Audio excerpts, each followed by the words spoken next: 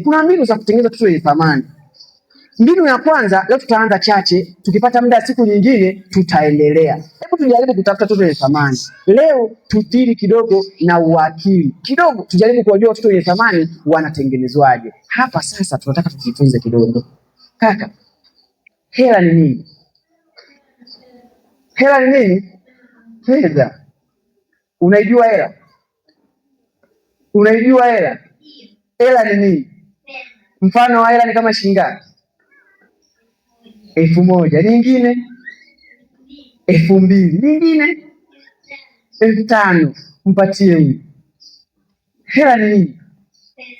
Pesa. Mwingine ni fedha, mwingine pesa. Umewahi kuiona wapi? Uliiona wapi pesa? Hujawahi kuona hela? Mfano wa hela ni kama shilingi ngapi? 10,000. Okay, asante. Hela ni nini?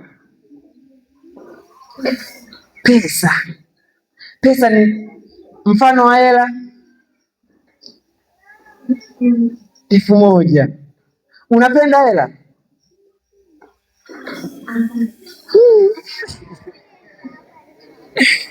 Hela ni nini?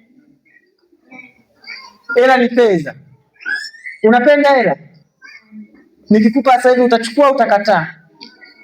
Utakataa.